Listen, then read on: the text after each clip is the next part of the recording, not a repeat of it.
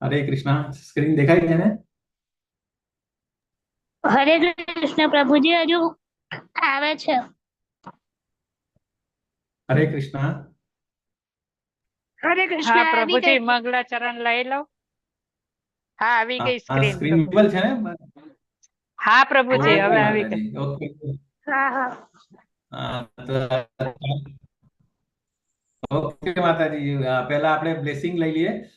સ્વાગત છે તમારા બધાનું ઇસ્કોન મેંગલુરુ તરફથી. ઇસ્કોન મેંગલુરુ કુલાઈ શ્રી શ્રી રાધા ગોવિંદ ટેમ્પલ, કે જેનાથી આપણે ગીતા 18 ક્લાસીસ ચાલે છે છેલ્લા 5 વર્ષથી. તો આપણે ચાલુ કરતા પહેલા મંગલાચરણથી ચાલુ કરીએ, બરાબર? આપણા ગુરુ પરંપરાની બ્લેસિંગ્સ લઈએ. માતાજી, યુ કેન સ્ટાર્ટ માતાજી. હરે કૃષ્ણ. ઓકે પ્રભુજી, હરે કૃષ્ણ. ઓમ અજ્ઞાનતિમિરાન્તસ્ય જ્ઞાનાંજનશલાકયા ચક્ષુરુન્મિલિतं येन તસ્मै શ્રી ગુરવે નમઃ.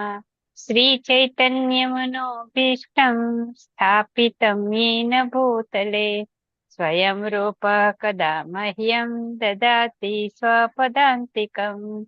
વંદેહમ શ્રીગુરો શ્રીયુતપદકમલમ શ્રીગુરૂन् વૈષ્ણવાંશ્ચ શ્રીરૂપં સાગ્રજાતમ સહગણ રઘુનાથાન્વિતં तं સજીવમ સાદ્વૈતમ સાવધૂતમ પરિજન સહિતમ કૃષ્ણ ચૈતન્ય દેવ શ્રી રાધા કૃષ્ણ પાદાન સહગણ લલિતા શ્રી વિશાખા અન્વિતાંશ્ચ.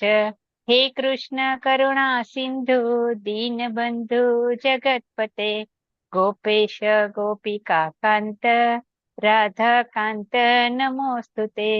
તપ્ત કાંચન ગૌરાંગી શ્રી રાધે વૃંદાવનેશ્વરી વૃષભાનો સુતે દેવી પ્રણમામિ હરિપ્રિયે. વાંછાકલ્પતરુભ્યશ્ચ કૃપા સિંધુભ્ય એવ ચ પતિતાનાં પાવનેભ્યો વૈષ્ણવેભ્યો નમો નમઃ. નમઃ ઓમ વિષ્ણુપાદાય કૃષ્ણપ્રેષ્ઠાય ભૂતલે શ્રીમતે ભક્તિવેદાંત સ્વામી ઇતિ નામિને. નમસ્તે સારસ્વતે દેવે ગૌરવાણી પ્રચારિણે નિર્વિશેષા શૂન્યવાદી પાશ્ચાત્ય દેશતારિણે. જય શ્રી કૃષ્ણ ચૈતન્ય પ્રભુ નિત્યાનંદ શ્રી અદ્વૈત ગદાધર શ્રીવાસાદિ ગૌર ભક્ત વૃંદ. હરે કૃષ્ણ કૃષ્ણ કૃષ્ણ હરે હરે હરે રામ રામ રામ હરે હરે. હરે કૃષ્ણ. સર્વેને દંડવત પ્રણામ પ્રભુજી. હરે કૃષ્ણ. થેન્ક યુ માતાજી ફોર યોર મંગલાચરણ. તો બધાનું એકવાર વન્સ અગેન સ્વાગત, બરાબર?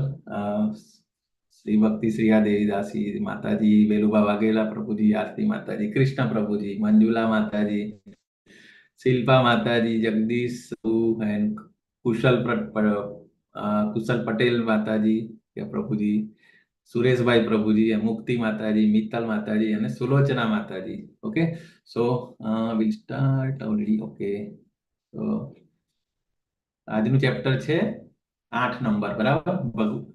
ભક્તિ યોગનું સેકન્ડ ચેપ્ટર. આપણે ગઈકાલે જોયું ને 7મું ચેપ્ટર. શું નામ હતું સાતમા ચેપ્ટરનું? હરે કૃષ્ણ.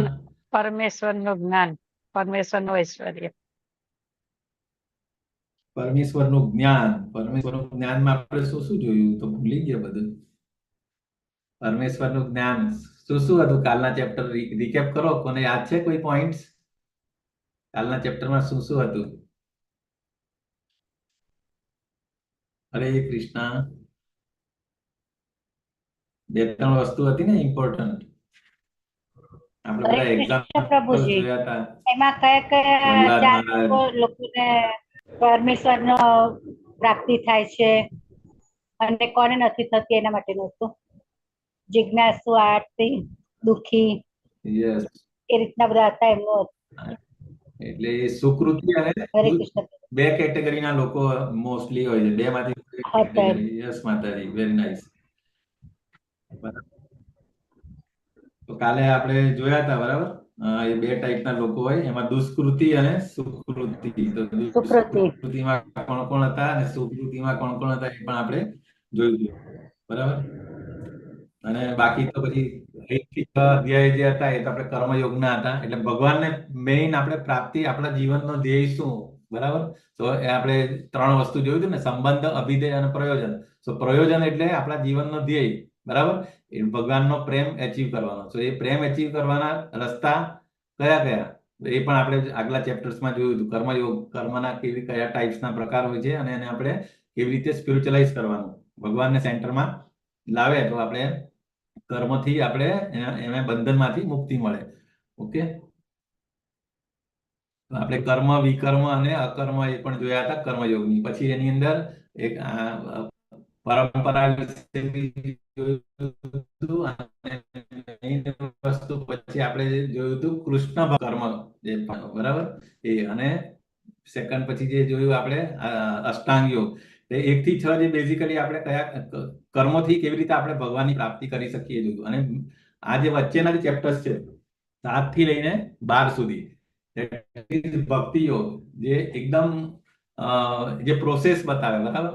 પહેલા આપણે 1 થી 6 માં જે જોયું એમાં પર્ટિક્યુલરલી સેકન્ડ ચેપ્ટર સંબંધ જ્ઞાન, બરાબર? એની અંદર કે ભગવાન અને આપણો આત્મા અને એટલે આપણે જીવાત્મા અને ભગવાનનો રિલેશન શું છે, દેટ ઇઝ એ ઇમ્પોર્ટન્ટ, બરાબર? એટલે સંબંધ એકવાર ખબર પડી ગઈ પછી એની પ્રોસેસ આપણને ખબર હોવી જોઈએ કે કઈ કઈ પ્રોસેસથી આપણે ત્યાં સુધી જઈ શકાય ભગવાનને પ્રાપ્ત કરવાની, બરાબર? તો એના માટેનું આપણે જે વસ્તુ રિક્વાયર છે, પહેલા તો ભગવાનની ક્વોલિટીઝ શું શું છે, ભગવાન ક્યાં છે, કેવા છે, એમનું ઘર ક્યાં છે, એમનું ઓફિસ ક્યાં છે, કઈ કઈ પ્રોસેસ છે, જે નવદા ભક્તિ, બરાબર? નવદા ભક્તિ પછી 9 ડિફરન્ટ વેઝ. ઓકે, એની અંદર 9 સ્ટેજીસ હોય છે ભક્તિના અને 9 ડિફરન્ટ રસ્તાઓ હોય છે ભગવાનને અચીવ કરવાના. સ્મરણમ, કીર્તનમ, સ્મરણમ, બરાબર? એ જે રીતે પ્રહલાદ મહારાજે કીધા હતા એ. અને શ્રદ્ધા, શ્રદ્ધા, સાધુ સંગ, અનર્થ નિવૃત્તિ, એ જે બધા સ્ટેજીસ છે. અને અલ્ટિમેટ એ ભગવાનનો પ્રેમ આવે લાસ્ટ. ઓકે, સો આ બધી વસ્તુ છે. તો આપણે આજનું જે આજના ચેપ્ટરમાં શું છે, પરંતુ બહુ જ ઇમ્પોર્ટન્ટ વસ્તુ. આના આગળનું જે 7મું ચેપ્ટર જે હતું આપણે, એના જે છેલ્લા જે 2 શ્લોક હતા એમાંથી જે અમુક શબ્દ અર્જુને પકડી લીધા તો કયા, એ પ્રમાણે પછી આ ચેપ્ટરની શરૂઆત થાય છે, બરાબર? તો અર્જુનના પ્રશ્નો અને એના ભગવાને જે જવાબ આપેલા એ 1 થી લઈને 4. એટલે પહેલો અને બીજો શ્લોક બેઝિકલી પ્રશ્ન છે અને ત્રીજો ચોથામાં ભગવાન એના જવાબ આપે છે. અને 5માથી લઈને 8મા સુધી વેરી ઇમ્પોર્ટન્ટ ક્વેશ્ચન કે મૃત્યુ સમયે કૃષ્ણનું સ્મરણ કરવું કેવી રીતે, એના માટે શું પ્રોસેસ, શું કરીએ આપણે તો આપણે ભગવાનનું સ્મરણ કરી શકીએ. સો એ જે કારણ મૃત્યુ તો અટળ છે, બધાને આવવાનું જ છે, ફાઇનલ એક્ઝામ આપણી એ જ છે, બરાબર? સો એના માટેની તૈયારી રૂપે આપણે શું કરવું જોઈએ, તો એ આપણે આની અંદર સમજાવશે. પછી યોગ મિશ્ર ભક્તિ. હવે ભક્તિ કઈ રીતે, 2 રીતે. એક તો યોગ મિશ્ર ભક્તિ દ્વારા કૃષ્ણનું સ્મરણ. બેઝિકલી આપણો એમ શું છે, ભગવાનને યાદ કરવાનો એટ ધ એન્ડ ઓફ જ્યારે આપણું મૃત્યુ સમય આવે. તો એને 2 રીતે, આમાં 2 રસ્તા બતાવ્યા છે આ અધ્યાયની અંદર. કે યોગ મિશ્ર એટલે આપણે યોગ કેવી રીતે, જે અષ્ટાંગ યોગનું આપણું આખું ચેપ્ટર આપણે જોયું હતું, બરાબર? તો એનાથી આપણે જે 8 અંગ જે છે એના, બરાબર? સો એ રસ્તેથી આપણે યોગા મતલબ આપણે ભગવાનને જોઈન કરી શકીએ at the time of death. તો એક રસ્તો એ છે. પણ બીજો રસ્તો જે એકદમ ઈઝી છે, જે આપણને શીલા પ્રભુપાદે અને આપણે ઇસ્કોનમાં એકદમ ઈઝી, કે બધા દ્વારા થઈ શકે, એના માટે કોઈ પ્રયત્ન કરવાની વધારે જરૂર નથી હોતી, બરાબર? તો એ જે છે શુદ્ધ ભક્ત દ્વારા કૃષ્ણનું સ્મરણ. સો એ આ રીતે સમજાવ્યું છે એ 14 થી લઈને 16 ની અંદર. અને પછી વેરી ઇમ્પોર્ટન્ટ વસ્તુ ભૌતિક વિશ્વ અને આધ્યાત્મિક વિશ્વ, જે આપણે આગળ પણ ડિસ્કસ કરી હતી ગોલોકા ચાર્ટમાં. એ 2 વચ્ચેનો અંતર, તફાવત શું છે, એ 17 થી લઈને 22ના શ્લોકમાં છે, બરાબર? બંને વિશ્વની કેરેક્ટરિસ્ટિક. અને કૃષ્ણની પ્રાપ્તિમાં શુદ્ધ ભક્તિની સર્વોપરિતા. એટલે ભગવાન મેળવવું હોય તો શુદ્ધ ભક્તિ is a top most priority. એ જે છે 23 થી લઈને 28. તો આ રીતે આપણું ચેપ્ટર મૂવ થાય છે. તો આપણે જોઈએ અર્જુન પહેલો પ્રશ્ન શું પૂછે છે, બરાબર? કિમ તદ બ્રહ્મ કિમ આધ્યાત્મ કિમ કર્મ પુરુષોત્તમ આધિભૂતમ ચ કિમ પ્રોક્તમ આદિ દૈવમ કિમુચ્યતે. તો અર્જુને ક્વેશ્ચનો ચાલુ કર્યા છે, બરાબર? પહેલા જ શ્લોકની અંદર શું પૂછે છે? What is Brahma? બ્રહ્મ શું છે? હે પુરુષ, અર્જુને પૂછ્યા કરી, હે ભગવાન, હે પુરુષોત્તમ, બ્રહ્મ શું છે? આત્મા શું છે? સ્વકામ સકામ કર્મ શું છે? આ ભૌતિક જગત શું છે? અને દેવો શું છે? કૃપા કરીને આ બધું મને સમજાવો, બરાબર? આ આટલા 5 ક્વેશ્ચન પછી હજી આગળ ચાલુ છે કે હે મધુસૂદન, યજ્ઞના સ્વામી કોણ છે અને તેઓ શરીરમાં કેવી રીતે રહે છે? વળી ભક્તિમાં પરોવાયેલો મનુષ્ય અંતકાળે આપને કેવી રીતે જાણી શકે? તો આ બે આગળના પહેલા શ્લોકમાં છે. ટોટલ 8 પ્રશ્ન અર્જુન પૂછે છે. ઓકે, તો જોઈએ પ્રશ્ન. તો આપણે પહેલા એની અંદર જોઈએ, બરાબર? બ્રહ્મ, બ્રહ્મ શું છે? તો બ્રહ્મ એટલે જીવ. ઓકે, આપણે આ પ્રમાણે જઈએ બેટર. આની અંદર વેરી ઇમ્પોર્ટન્ટ મધુસૂદન શબ્દ યુઝ કરે છે ભગવાનને માટે. મધુસૂદન, મધુસૂદનનો મીનિંગ શું થાય છે? વાય અહીંયા આ શ્લોકમાં ભગવાનને આપણે થ્રુઆઉટ ભગવદ ગીતામાં જોઈએ કે અર્જુન દરેક જગ્યાએ અલગ અલગ ભગવાનના નામનો યુટિલાઇઝ કરે છે, પણ આપણને એમ નથી કે દરેક પાછળ એનો મીનિંગ હોય છે, બરાબર? તો અહીંયા આગળ મધુસૂદન કેમ યુઝ કરે છે? એનો મધુસૂદન કોણ હોય છે? મતલબ એનો મીનિંગ શું થાય છે? હરે કૃષ્ણ.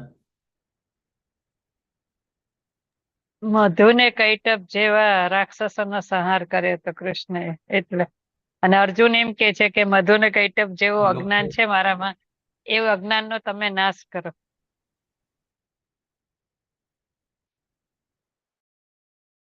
એ બંને મધુ અને કૈટબે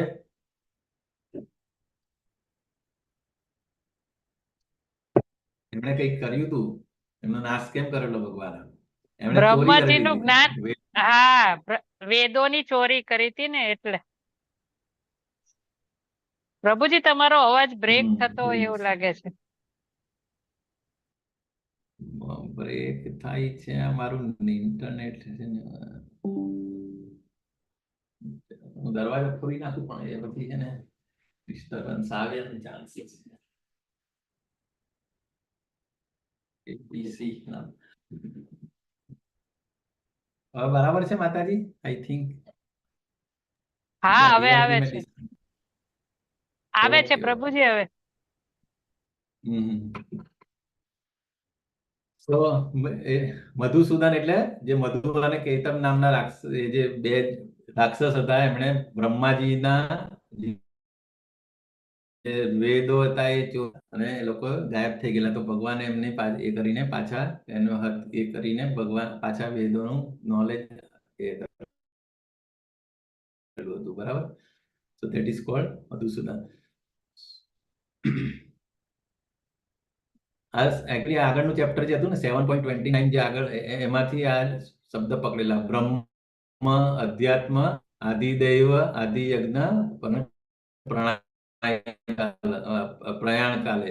સો આ પ્રીવિયસ ચેપ્ટર અને આ એક્ઝિસ્ટિંગ 8મું ચેપ્ટર. સો જન્મ, તો આના ઉપરથી અર્જુન સવાલ પૂછે છે, બરાબર? સો આ જે 7-8 પ્રશ્ન જે છે એને ટેબ્યુલર ફોર્મમાં આ રીતે લખ્યા છે કે બ્રહ્મ એટલે આત્મા. બ્રહ્મ શું છે? આત્મા શબ્દ એટલે એકચ્યુઅલી દરેક જગ્યાએ અલગ અલગ રીતે યુઝ કરે. અમુક વાર આત્મા માટે યુઝ કરે, અમુક વાર મન માટે, અમુક માટે શરીર માટે, એના માટે પણ યુઝ કરતા હોય છે. સો એનો જવાબ શું છે? તો કે જીવ, બરાબર, અવિનાશી અને જીવંત અસ્તિત્વ. આપણને ખબર છે કે જીવ જે બેઝિકલી એટર્નલ છે. એની ક્વોલિટી, આપણે સોલ જે છે, સોલની ક્વોલિટી લાઈક જીવ અને પરમાત્મા, જે પરમાત્માની જે ક્વોલિટી એવી જ હોય છે, બરાબર, સચ્ચિત આનંદ. પરંતુ એ ભૌતિક પ્રકૃતિ સાથે એ થાય ત્યાર પછી એને પોતાનું એ રૂપ, ઓરિજિનલ રૂપ એ ગુમાવી દે છે. અધરવાઇઝ જીવ એ અવિનાશી અને જીવંત અસ્તિત્વ છે. એનો ક્યારેય નાશ, આપણે સેકન્ડ ચેપ્ટરમાં પણ જોયું હતું કે સોલ નો ક્યારેય ના હોય, ફક્ત એનું ડિફરન્ટ શરીર એ ધારણ કરવા પડે છે because of his own desire, અને એ પ્રમાણે આપણે 84 લાખ યોનિમાંથી કોઈ પણ શરીર આપણને અચીવ કરીએ છીએ. તો એક પ્રશ્ન એ છે, બરાબર, આત્મા તો એ જીવંત અને જીવ, અવિનાશી અને જીવંત અસ્તિત્વ. પછી સેકન્ડ ક્વેશ્ચન જે છે એ અધ્યાત્મ. અધ્યાત્મ એટલે શું કે શરીરનો નિયંત્રક, બેઝિકલી જીવનો સ્વભાવ એટલે સ્વ, બરાબર. અને સકામ કર્મ એ શું છે કે ફળ અને કર્મ અને ફળદાયી પ્રવૃત્તિઓ, જે આપણે જે ડે ટુ ડે એક્ટિવિટીઝ કરીએ, બરાબર, અને એ ઇઝ ધ રૂટ કોઝ, ભૌતિક શરીર તરફ દોરી જતી ક્રિયાઓ, બરાબર. તો અને આગળ આવે છે, પછી આવે અધિભૂત એટલે કે ભૌતિક જગત. ઓકે, ભૌતિક જગત એટલે કે ભૌતિક પ્રકૃતિ, જે પ્રકૃતિના 3 ગુણો જે છે, સત્વ, રજસ અને તમો ગુણ, બરાબર. અને આદિદેવ એટલે સર્વોચ્ચ દેવ, જે અહીંયા આગળ એવું કે છે કે વિરાટ રૂપમાં, જેમાં તમામ દેવોનો સમાવેશ થાય છે. ભાગવતમની અંદર વિરાટ રૂપનું ડિસ્ક્રિપ્શન આવે છે, બરાબર. જે લોકોને ઇનિશિયલ નિયોફાઇટ હોય તેમને મેડિટેશન વિરાટ રૂપમાં કરવું જોઈએ ભગવાનનું. અને પછી અધિયજ્ઞ એટલે કે યજ્ઞના સ્વામી કોણ છે? કે એ પરમાત્મા, બરાબર. કે આપણે જોયું કે પરમાત્મા એટલે કયા વિષ્ણુ કહેવાય? પરમાત્મા ક્ષીરોદક્ષાયી વિષ્ણુ, બરાબર.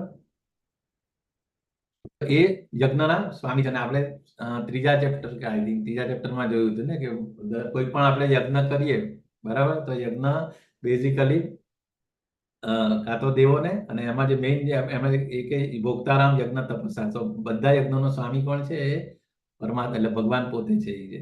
તો એ ક્ષીરોદક્ષાયી વિષ્ણુ જે બધાના હૃદયમાં રહેલા હોય છે આ જીવની સાથે. જે 2 પક્ષીઓની એનાલોજી હોય છે ને, કે એક ઝાડ ઉપર 2 પક્ષી બેઠા હોય છે, એક જીવાત્મા અને બીજું પરમાત્મા. જીવાત્મા શું કરે? એ જે એના કર્મોનું ફળ ભોગવતું હોય, જ્યારે પરમાત્મા ફક્ત એને જોતા હોય છે, બરાબર, સાયલેન્ટ ઓબ્ઝર્વર. પછી અધિયજ્ઞ ક્યાં રહે છે? તો કે એની લોકેશન ક્યાં, એ રહે ક્યાં? તો કે અધિયજ્ઞ ક્યાં? સર્વસ્વ ચાહમ હૃદય સન્નિવિષ્ટો, આગળના અધ્યાયમાં આવશે આ શ્લોક પણ, કે બધાના હૃદયની અંદર હું રહેલો હોઉં છું, બરાબર. તો આ બધી વસ્તુ. અને મેઇન જે હવે 8મો જે પ્રશ્ન છે કે મૃત્યુ સમયે કૃષ્ણનું સ્મરણ કેવી રીતે કરવું?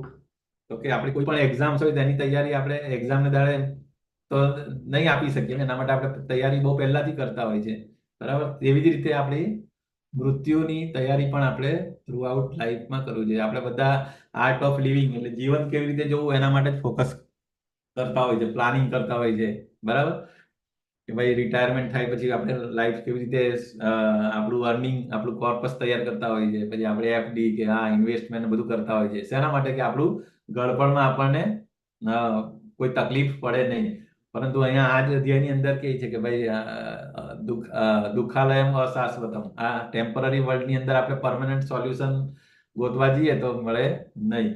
તો એની જગ્યાએ એ તો કરવાનું છે, ચાલો આપણે થોડું ઘણું એ બી જરૂરી છે, પરંતુ મેઇન વસ્તુ જે છે કે મૃત્યુ સમયે કૃષ્ણનું સ્મરણ આપણે આવે એના માટે આપણે કઈ તૈયારી કરીએ તો એના માટે આપણે તૈયારી કરતા નથી.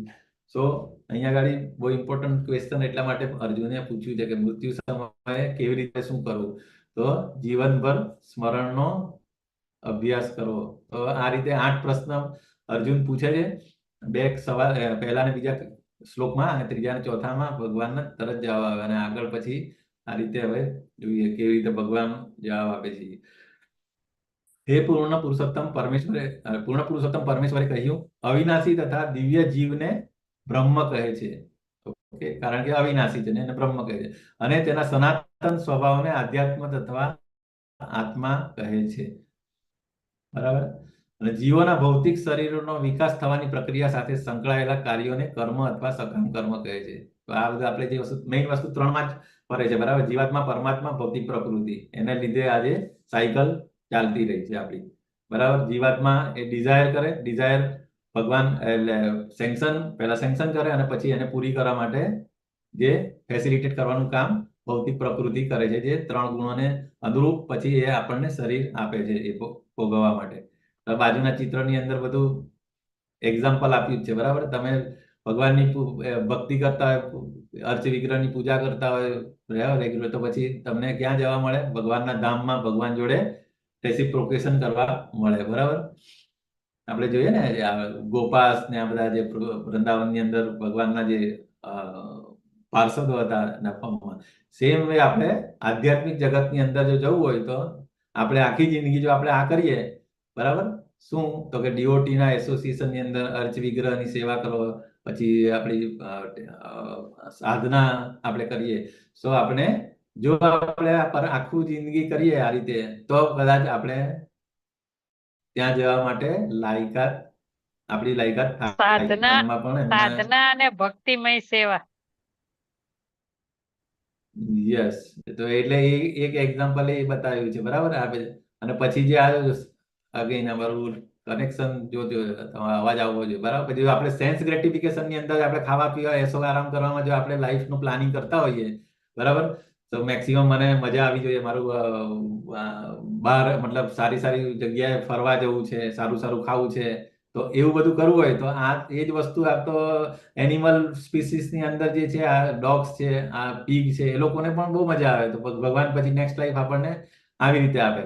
તો એને જે ઇવન આના માટે એક એક્ઝામ્પલ છે કે જ્યારે ઇન્દ્રને શ્રાપ આપેલો અને એને થોડા ટાઈમ માટે કંઈક પીગની બોડી આપેલી હતી, એટલે ડુક્કરનું યોનિમાં એને મોકલેલા હતા.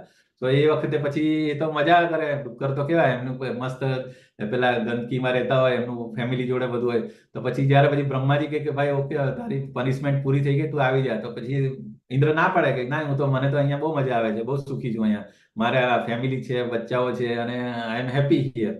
સો ઇન્દ્રને મતલબ આ વસ્તુ એવી છે કે હેપીનેસ બધી યોનિની અંદર બધી જગ્યાએ તમને મળતી હોય. સો ઇન શોર્ટ, જો આપણે ફક્ત સેન્સ ગ્રેટિફિકેશન જ કરતા હોઈએ આખી લાઈફની અંદર વિધાઉટ એની કંટ્રોલ, અનકંટ્રોલ્ડ, તો પછી ભગવાન આપણે ભૌતિક પ્રકૃતિ આપણને એ બોડી આપે, બરાબર, કે આપણે ત્યાં એન્જોય કરી શકીએ. ઇવન કોઈ જે જેવું કે મતલબ ડિફરન્ટ કેટેગરીની અંદર ડિફરન્ટ સેન્સ ગ્રેટિફિકેશન એકદમ સ્ટ્રોંગેસ્ટ હોય છે. બરાબર, જે રીતે કેટ્સ એન્ડ ડોગ્સ, પછી ઇવન અમુક પક્ષી હોય તો એ લોકો બહુ વાર લાઈફની અંદર સેક્સ એન્જોય કરી શકતા હોય. સો જો આપણે એની અંદર જ એડિક્ટેડ હોય તો પછી આપણને એ રીતે ભગવાન નેક્સ્ટ લાઈફ મળે છે. So we have to be very careful કે આપણા જીવનની અંદર એઝ પર શાસ્ત્ર પ્રમાણે આપણે કેવી રીતે રેગ્યુલેશન લાવવું જોઈએ. તો એના માટે ડીઓટી એસોસિએશન અને શાસ્ત્રોનું સ્ટડી અને એ બધું ઇમ્પોર્ટન્ટ છે.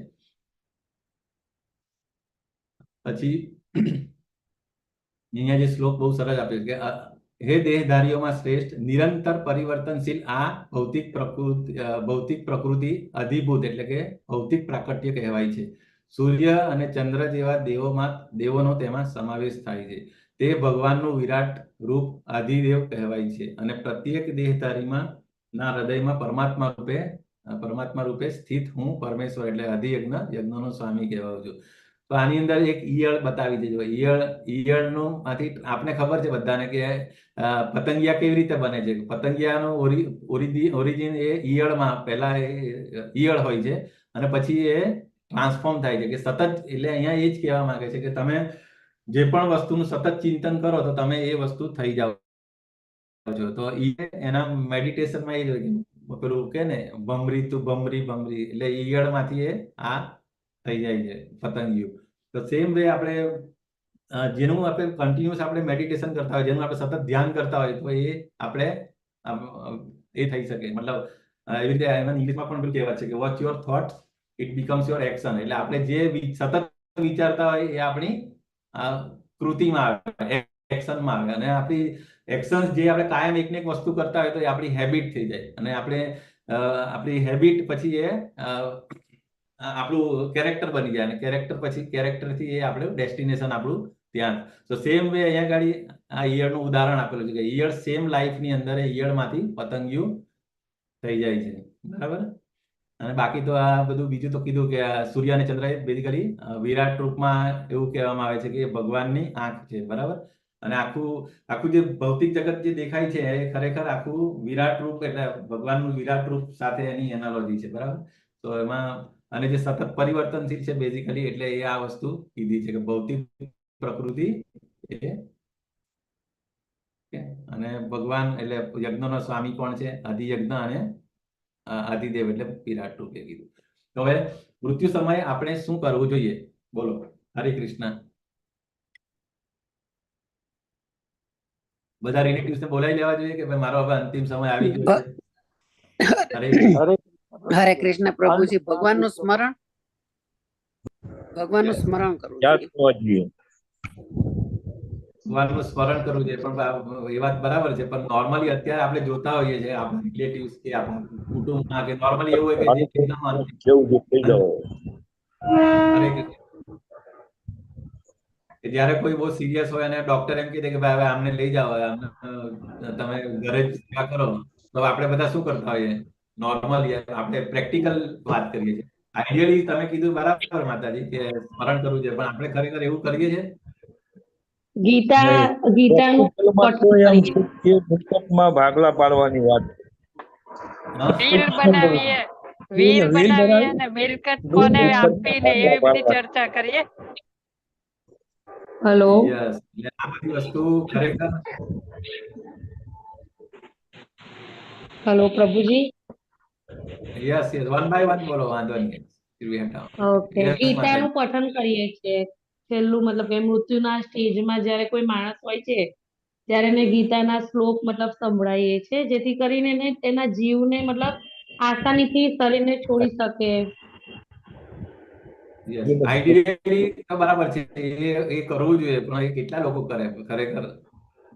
મેઇન વસ્તુ એટલે અને એ બી તમે કીધું, તમે ચાલો ધારો કે તમે ગીતાનું પારાયણ બી કરો કે જયારે એ આપણા ઘરમાં જ બેઠા એ હોય મરણ પથારી, પણ એને પોતાને ખરેખર એ વખતે એનું મન ત્યાં હોય, આપણે ત્યાં ભલે એ ગીતાનું પારાયણ કે ભાગવતમ મતલબ તમે એ ચાલુ બી કરી દીધું હોય, પરંતુ એ જે જીવાત્મા જે છેલ્લી ઘડીએ જે મરણ પથારીએ હોય છે, એનું કોન્શિયસનેસ કે એનું માઇન્ડ ખરેખર એ સાંભળવા માટે બી તૈયાર હોય છે. ધેટ ઇઝ વેરી એ જ ઇમ્પોર્ટન્ટ. નથી બટ ખબર. એનીવેઝ હા, આપણે એ જ નહીં ખબર પડતી. હા, કે સાંભળે છે કે નહીં, હા એ ભગવાનને લાસ્ટ યસ ટાઈમમાં એ યાદ કરે છે કે નથી કરતું, એ જ નથી ખબર પડતી એમ. અને એનું મૃત્યુ ખરેખર છે એ જ ટાઈમે એ પણ આઈડિયા નથી આવતી. એટલે જે કહે ને કે આપણે આપણી પાંખ આપણે જાતે જ એ કરવી પડે. એટલે જે કહે ને કે દરેક માણસે પ્રયત્ન પોતે જ કરવો જોઈએ. હા, બીજા આ લોકો જે ફેસિલિટેટ કરી શકીએ ફેમિલી મેમ્બર, પરંતુ જો આપણે આખી જિંદગી જો આપણે એને પ્રાયોરિટી નહીં આપી હોય અને આપણે જ્યારે આપણી પાસે ફૂલ આપણી ઇન્દ્રિયો સક્ષમ હોય તે વખતે બી જો આપણે ભગવાનને આપણે શ્લોકોનું પારાયણ નહીં કર્યું હોય કે આપણે ભગવાનને યાદ નહીં કર્યા હોય, તો ડેફિનેટલી મૃત્યુ સમયે તો કરી જ નથી શકવાના. અને કદાચ કોઈ કરતા બી હોય તો એ આપણા કાનમાં કે આપણે એ સાંભળવાની આપણી તૈયારી નહીં. આપણે આપણા મનમાં બધા આખી જે કહે ને કે આખું ફ્લેશબેક, જે આપણું મૂવીનું કેવું એમ જ્યારે અને એવું કહેવામાં આવે છે અને રિયાલિટી છે કે જ્યારે મૃત્યુ આવવાનું હોય પેલી વાર બરાબર એવું કહેવામાં આવે છે કે કેટલા બધા હજારો વીંછીઓ એક સાથે ડંખ મારે એટલું પેઇન હોય. તો પેઇનફુલ કન્ડિશનની અંદર આપણે ભગવાન યાદ આવે એ તો વેરી ડિફિકલ્ટ. બરાબર, આપણને ખબર છે નાનકડો નખ બી વધારે કપાઈ ગયો તો આપણું બધું ફોકસ એની અંદર જ હોય. તો આ તો મૃત્યુ સમય તો કેટલું પેઇનફુલ હોય. તો તે વખતે 40,000 વીછી ડંખે ને 40 એટલી પીડા હોય છે એ સમયે. કેટલી પીડા હોય. Yes. બરાબર, એક વસ્તુ એ પીડા હોય છે. સેકન્ડ વસ્તુ એ હોય છે કે એક તો આપણે જો વૃદ્ધાવસ્થામાં આપણે મૃત્યુ થવાનું હોય તો આપણી ઇન્દ્રિયો આપણે પેલું 3 વસ્તુ કે ને વાયુ, કફ અને પિત્ત, એ બધું તેનાથી આપણું ગળું બી રૂંધાઈ જતું હોય. એટલે અમુક વસ્તુ ખબર બોલી બી નહીં શકતા હોય. અમુક વાર વાત, પેલા ડોક્ટરો પિત્ત અને સ્પેશિયલ કફ. ઇન્જેક્શન આપે કે ભાઈ આમને વાત, હા પિત્ત અને કફ. એટલે અમુક લોકો વાત, પિત્ત, કફ. બરાબર, તો રાજા કુલશેખરની એને પ્રાર્થનાઓ લીધે યાદ માણસ આવે. બોલી બી નહીં શકતો હોય. હા, એટલે એની અંદર હમણાં આગળની સ્લાઇડમાં એ જ આવશે. પણ આ તો આપણે જેનરિક વાત કરીએ છીએ કે નોર્મલી કોઈ માણસનું મૃત્યુ આવે તો આપણે શું કરીએ? પહેલા તો આપણે બધાને બોલાવી લઈએ. એ જ આપણે ખોટું કામ કરીએ છીએ કે આપણા જે રિલેટિવ્સ હોય, હા ભાઈ ડોક્ટરે કહી દીધું છે કે આમની છેલ્લો ટાઈમ છે, બધા આવી જાઓ. અને જ્યારે એટલે પછી આપણે એમની પથારી પાસે આપણે ઉભા રહીને આપણે એમની પાસે બધું બોલાવીએ કે આ કોણ છે, આપણે બધું ઇન્ટ્રોડક્શન કરાવીએ. ખરેખર મૃત્યુનો ટાઈમ એવો છે કે ડિટેચ થઈ જવું જોઈએ. એની જગ્યાએ આપણે બધું એને એટેચમેન્ટ કરવાની કોશિશ છે. So that is also one of the wrong thing. Normally બધા આપણે ઇન્ક્લુડિંગ ઇવન આપણે બી એ જ વાત કરીએ, આપણે બી એ જ કરતા હોઈએ છીએ કે ના આ તો એક્સપાયર થઈ જવાના, ચાલો આપણે બધા છેલ્લી વાર મળી આવીએ એમને. તો પેલા જે ભાઈનું જે ખરેખર ભૌતિક જગત છોડીને જવાનું હોય એની જગ્યાએ એની આસક્તિ એને આપણે યાદ કરાવીએ છીએ કે ના તમારા છોકરાઓ આ છે, છોકરાના છોકરાઓ અહીંયા છે. તો નોર્મલી આવું કરતા હોય છે, બરાબર ને? ઓકે, સો આપણે આ આઈડિયલી શું હોવું જોઈએ? આઈડિયલી એવું હોય કે આપણું મન ભગવાનમાં ફોકસ હોવું જોઈએ. એની જગ્યાએ આપણે ભૌતિક જગતની અંદર જ આપણે જે આખા જીવનમાં જે ઇન્વેસ્ટમેન્ટ કર્યું હોય, જે આપણે ભેગું કરેલું હોય કે ભાઈ મારું આ મારી દુકાનનું શું થશે, કે મારા ઘરનું શું થશે, કે મારી પ્રોપર્ટી કોણ, મારા વારસદાર કોણ બનશે, એ બધાની અંદર આપણે એ કરતા હોય છે. તો આપણે આ બધી વસ્તુ એટલે જ કહેવામાં આવે છે કે આપણે આર્ટ ઓફ લિવિંગ નહીં પણ આર્ટ ઓફ ડાઈંગ, આપણે મૃત્યુની તૈયારી બહુ પહેલેથી કરવી જોઈએ, બરાબર? તો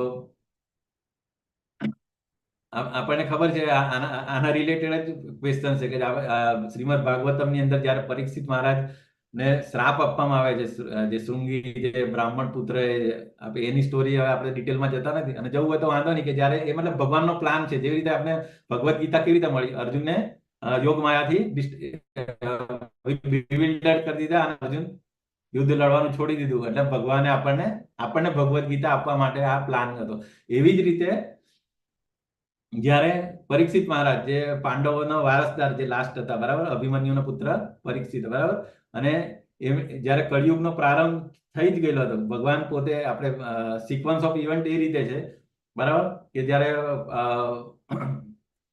મતલબ યુદ્ધ કમ્પ્લીટ થઈ ગયું, બરાબર, પછી ભગવાન હસ્તિનાપુર જવા નીકળ્યા હતા અને એટલામાં જ પેલા એમને ખબર પડી કે પેલા ઉત્તરાના પેલા અભિમન્યુએ બ્રહ્માસ્ત્ર યુઝ કર્યો છે એને મારવા માટે. તો પછી ભગવાને અગેન ત્યાં પછી એમને પરીક્ષિતને બચાવેલા હતા, બરાબર, અને પછી પરીક્ષિતનો જન્મ થયો. અને એટલે સિક્વન્સ આ રીતે છે, પરીક્ષિત ને પછી મોટા થઈને પછી એ થાય, અને થોડા ટાઈમ પછી ત્યારે ખબર પડે છે કે ભગવાન એમનો જે પાસ્ટ ટાઈમ જે છે અહીંયા ગાડીથી વાઇન્ડ અપ કરીને પોતાના સ્વધામ નીકળી ગયા છે. તો જેવા ભગવાન ગયા તો એટલે કળિયુગની એન્ટ્રી થઈ જ ગયેલી હતી. અને તે વખતે પછી એટલે જેવું પાંડવોને ખબર પડી એટલે તરત જ એ લોકો પણ બધું છોડીને પરીક્ષિત મહારાજને બેસાડીને સિંહાસન પર બેસાડીને એ લોકો પણ નીકળી ગયા હતા, બરાબર.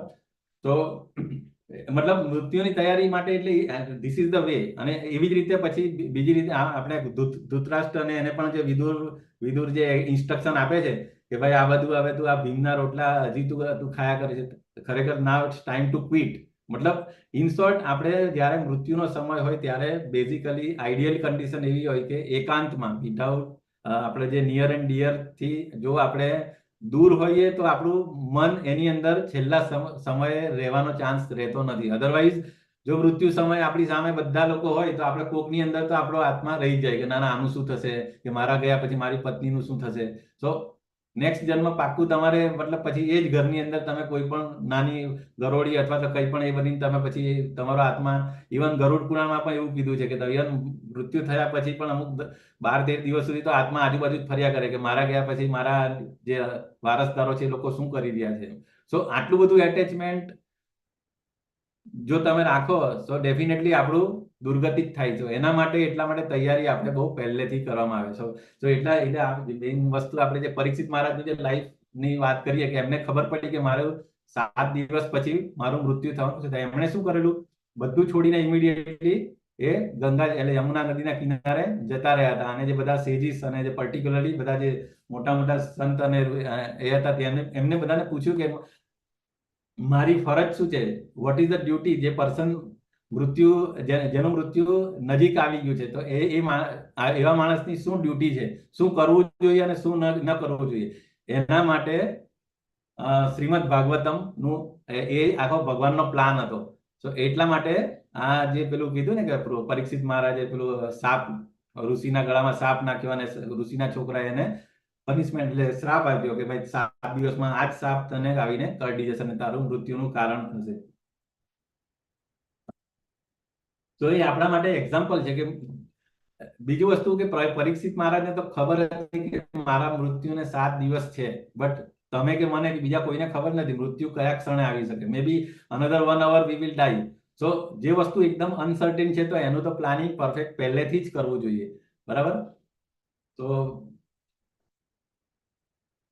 This is very important. સો આપણે આર્ટ ઓફ લિવિંગની પણ આર્ટ ઓફ ડાઈંગ, અને એના માટે આપણે પ્રયત્ન સતત કરવો જોઈએ.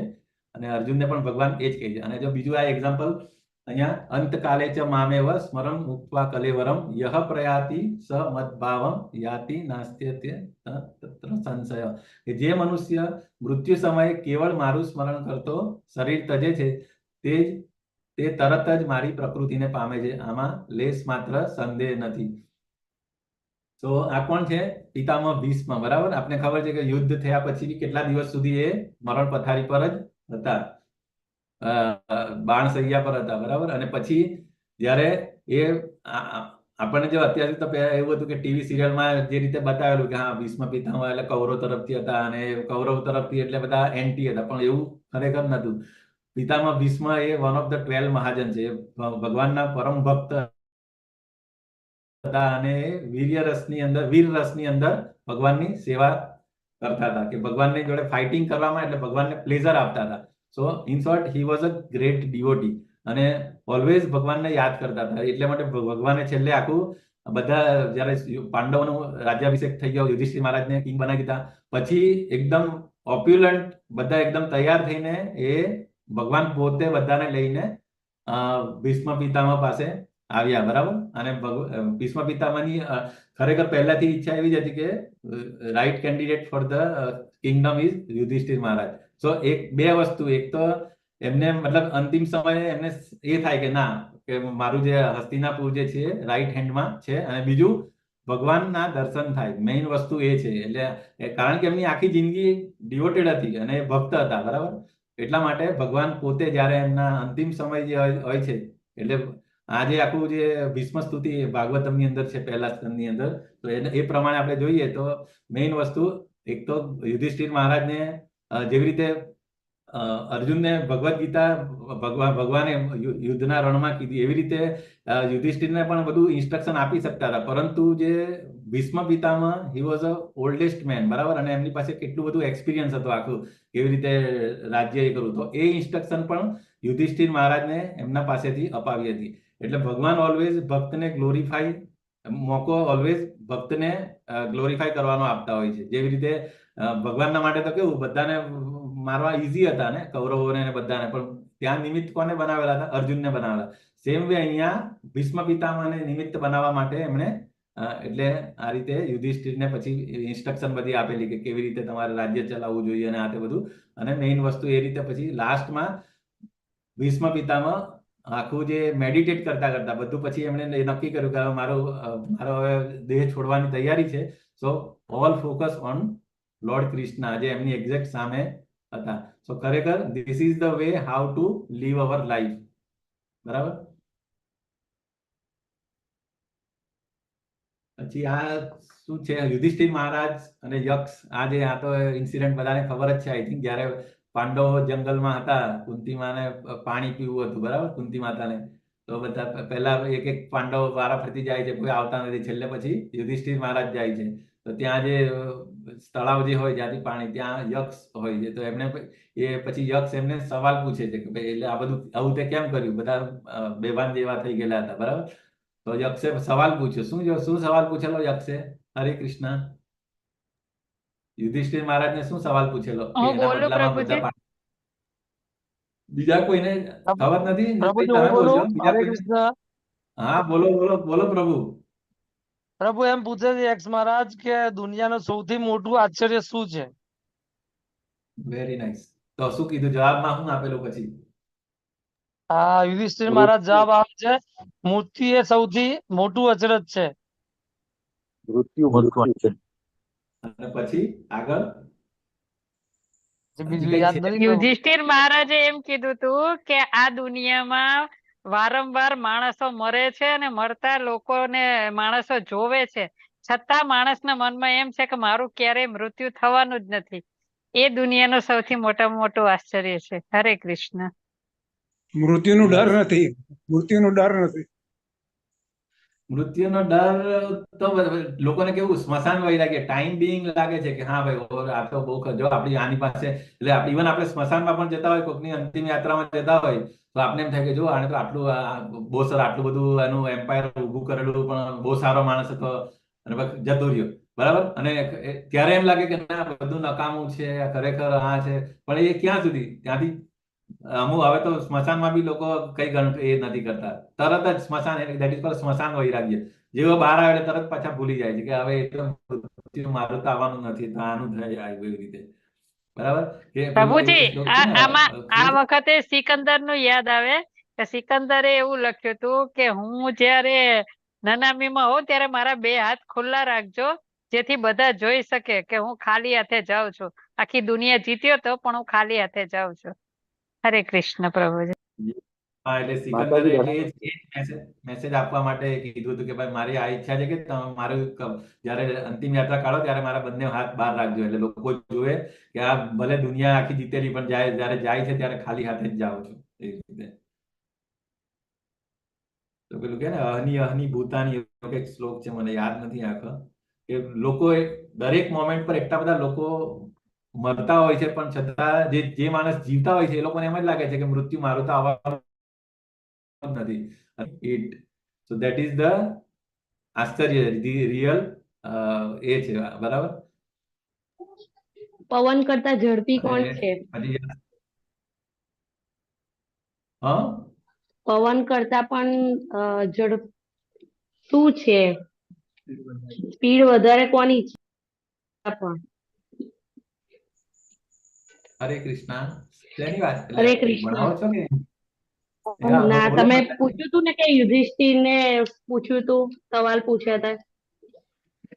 હા હા, હા, તો એક આ પણ હતું ને એમ કે પવન થી બી ઝડપ કોની છે? ઓકે. તો એનો શું જવાબ આપેલો? મને બહુ આઈડિયા નથી હરે એનો. કૃષ્ણ પ્રભુજી. મન. મનના વિચારો. પ્રભુ એમાં તો ભગવાન અર્જુન મહારાજ કહે છે ને, અર્જુનજી પૂછે છે ભગવાન કૃષ્ણને, મન ઉપર તો પવન વેગી છે જેના પર હું કંટ્રોલ કરી શકતો નથી. હા, હરે એ કૃષ્ણ. રીતે. યસ પ્રભુ. છઠ્ઠા અધ્યાયમાં આવ્યું હતું પ્રભુજી, છઠ્ઠા અધ્યાયમાં આવે છે ને એ. હા, એ તો બરું કે મનને કંટ્રોલ કરવું અતિ દુષ્કર છે, વાયુને કંટ્રોલ કરવું ઈઝી છે પણ મનને મન. કંટ્રોલ કરવું દુષ્કર છે. એટલે બરાબર, એ તો બરાબર. બોલો, પ્રભુ આમાં કઈ બીજા બી પૂછતે? ક્વેશ્ચन હતા ને કે પૃથ્વી से भारी कौन, मन से मतलब काजल से काला कौन, આ બધા બી ક્વેશ્ચન હા, હતા ઓકે. જ. હા, એટલે એ બધું બરાબર. એ તમારા એ બધે આ જે સૌથી મોટું કાર્ય કયું મૃત્યુ રિલેટેડ એના માટે, બાકી સવાલ 5 સવાલ કઈ પૂછેલા હતા એના, પણ મેઇન જે ઇમ્પોર્ટન્ટ મૃત્યુને સંબંધમાં જે છે એ આ ક્વેશ્ચન હતો. એવું કયું આશ્ચર્ય છે કે ખરેખર રોજ જે એટલા દરેક મોમેન્ટ પર ઇવન આપણે જોતા હોય છે કે અહીંયા બોમ્બ ફેંકી દીધો, અહીંયા આ થયું, અહીંયા એક્સિડન્ટ થયું, આપણે ટીવી ચાલુ કરીએ એટલે એ જ દેખાતા, એ જ સમાચાર, પણ છતાં આપણને મનમાં ના ના એ તો ત્યાં થયું, આપણે તો સેફ છે ને, આપણને કઈ નહીં થવાનું. બરાબર. અને એના માટેની આપણી તૈયારી બિલકુલ હોતી નથી. વસ્તુ એ છે. બરાબર. હા, આ શ્લોક છે જો, અહની અહની ભૂતાની ગચ્છન્તિ ત્યાં યમાલયમ. યમાલયમ એટલે કે યમદ્વારે બહુ બધા લોકો જાય છે. Hundreds and thousands of living entities meet death at every moment, મતલબ દરેક ક્ષણે. બટ ફુલિશ લિવિંગ એટલે જે ખરેખર મૂર્ખ છે, જે જીવતા, જે બાકી જે બચેલા હોય, એ લોકો એવું વિચારે છે કે હિમસેલ્ફ ઇઝ ડેથલેસ, કે મને તો મૃત્યુ આવવાનું જ નથી, and does not prepare for death, અને એટલા માટે એ લોકો મૃત્યુની તૈયારી કરતા નથી. This is the most wonderful thing in the world. આ જે શ્લોક છે ને, ધેટ આ ઇઝ ભાગવતમ નો છે પ્રભુજી શ્લોક? ભાગવતમ નો નથી. મેં એટલે એ જ ગૂગલમાં નાખ્યું, પણ ભાગવતમ નો નથી, પણ આ કોઈ શાસ્ત્રનો કોઈ રેફરન્સ છે એમાં છે. એ જોવું પડશે એક્ઝેક્ટ ક્યાંથી કોટ કરેલો, પણ આ શ્લોક કાયમ શ્રીલા પ્રભુપાદ બી કહેતા હોય છે કે કાયમ અહની અહની ભૂતાની. બરાબર, કે hundreds and thousands of living being mated. બરાબર. તો કૃષ્ણ સિવાય બીજું કંઈ યાદ કરવાથી શું પરિણામ આવે છે તો આપણે જોયું ને. બરાબર. જો કૃષ્ણ સિવાય જે પણ આપણે યમ યમ વાપી સ્મરણ ભાવ, જે આપણે અંતિમ સમયે જેમાં આપણે આપણું મન હશે એ પાક્કું હોય, અને એના માટે આગળ પેલું એક્ઝામ્પલ આપણે આગળ ચેપ્ટરમાં પણ અને અહીંયા પણ આજે છે. જો યમ યમ વાપી સ્મરણ ભાવમ ત્યજન્ત્યંતે કલવરમ તમ તમ એવિતિ કૌંતેય સદા તદ્ભાવ ભાવિત. હે કુંતી પુત્ર, શરીરનો ત્યાગ કરતી વખતે મનુષ્ય જે ભાવનું સ્મરણ કરે છે એવા ભાવને તે નિશ્ચિતપણે પ્રાપ્ત કરે છે. બરાબર. ડિયરને યાદ કરેલ તો ડિયરનું શરીર એમને લેવું પડેલું, પણ નો ડાઉટ એ તો પ્યોર ભક્ત હતા એટલે એમને ડિયરના શરીરમાં પણ એમને એક કોન્શિયસનેસ હતી કે હી વોઝ અ પ્યોર ડિયોટી, અને એને લીધે જ એમનો ત્રીજો જન્મ જે હતો એ જડ ભરત તરીકે એ થયો હતો, જ્યારે આપણા માટે એ શક્ય નથી. બરાબર. So we have to be very careful. બરાબર. આજે આપણે સ્ટોરી આગળ બી વાત કરેલી, ભરત મહારાજ બધું એનું સામ્રાજ્ય છોડીને ગયા હતા જંગલમાં અને તપ કરતા હતા, અને આ રીતે હરણના બચ્ચામાં એમનું મન લાગી ગયું હતું, અને છેલ્લે પછી શું થાય છે, આ હરણ ગાયબ થઈ જાય છે અને મૃત્યુ સમયે એમને પછી હરણમાં યાદ આવે છે. પછી સેકન્ડ અજામિલની વાર્તા શું હતી? અજામિલ. યસ, બોલો માતાજી, કોણ કહેશે અજામિલની વાર્તા શોર્ટમાં? હરે કૃષ્ણ. હાલો કહી દઉં પ્રભુજી હું. હરે કૃષ્ણ. હરે હા કહી કૃષ્ણ. દો આરામથી માતાજી, કહો. તમે સુલોચના માતાજી Yes. તમે કહી દો. હા, સુલોચના માતાજી કહો. કારણ આ ઇમ્પોર્ટન્ટ એટલા માટે છે કે મૃત્યુ સમયે ખાલી કોનું નામ આવે અને એના લીધે આખું લાઈફ ટ્રાન્સફોર્મ થઈ જાય, એનો બીજો જન્મ, એના માટે એટલે આ story is very important. Yes માતાજી.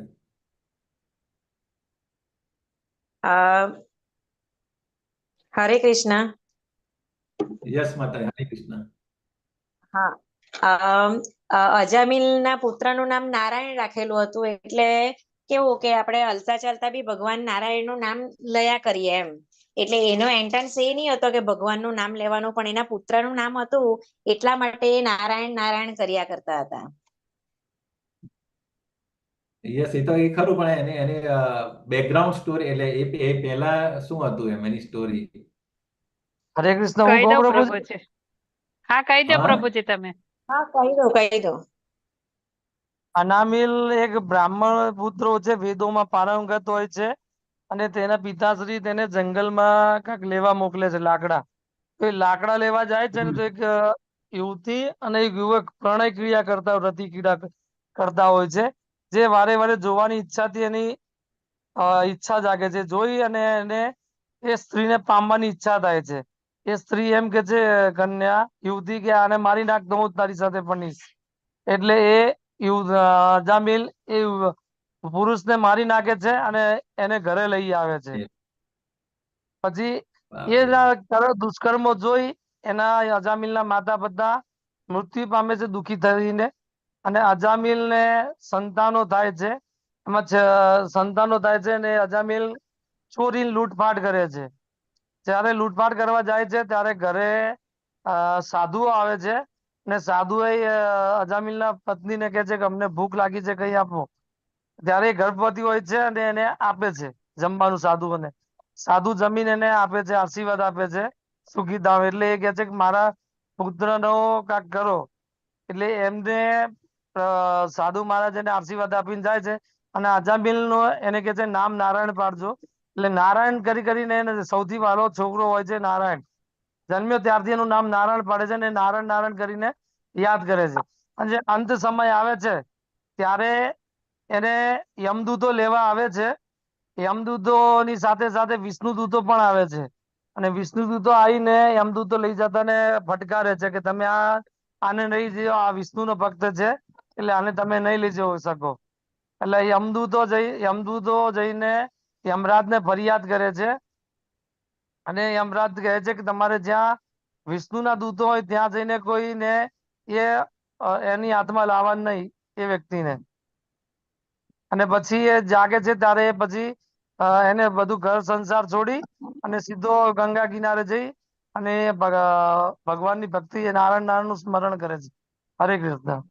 કાંઈ રહી ગયો પ્રભુ એડ કરી દેજો માતાજી. હરે કૃષ્ણ. વેરી નાઇસ માતાજી. પ્રભુજી તમે ઓકે મોટું મોટું કવર કર્યું છે, પણ ઇટ્સ ઓકે. પેલા શુદ્રને મારી નથી નાખતા. હા, એટલે થોડું કરે એટલે શુદ્રને મારી નથી નાખતા, એ વેશ્યા હોય છે ને.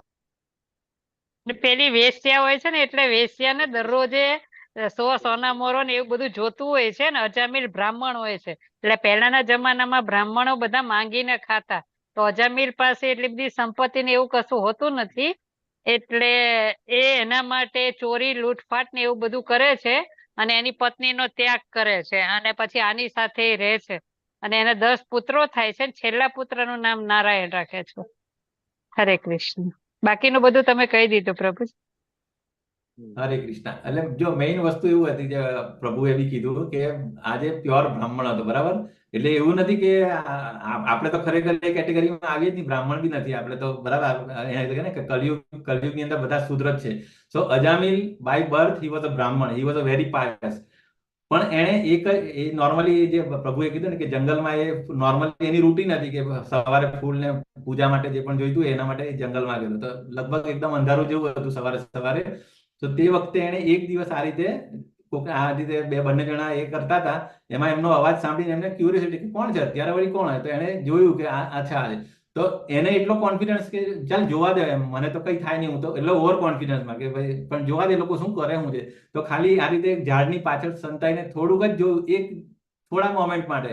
સો ઇવન ધો હી વોઝ અ ડિવોટી, એ ભલે બ્રાહ્મણ હતો, ડિવોટી હતો, પણ એની એક મિસ્ટેક જે આપણે સેકન્ડ ચેપ્ટરની અંદર પણ કીધું હતું કે ભાઈ આપણી ઇન્દ્રિયોને જો આપણે કંટ્રોલ કરવો હોય ને તો પહેલા સ્ટેજથી જ આપણે એના પર કંટ્રોલ લાવી દેવાનો કે શું જોવું, શું ખાવું, શું પીવું એ રીતે. પણ અજામિલની આ એક મિસ્ટેકને લીધે પછી શું થયું, જ્યારે ઘરે ગયો તો એના માઇન્ડની અંદર પેલા જ વિચાર આવે કે યાર આ તો પેલા લોકો તો ખરેખર મજા કરતા હતા, આમ તેમ, એ ખરેખર મારી પાસે હોવી જોઈએ. જે પેલું છે ને સ્ટેજીસ ઓફ ફોલ ડાઉન, જે 8 સ્ટેજીસ, તો એની અંદર પેલું ધ્યાયસો વિષયાન પુંસા, પછી સતત એનું ચિંતન ચાલે, ચિંતન કર્યા પછી પ્લાનિંગ ચાલે.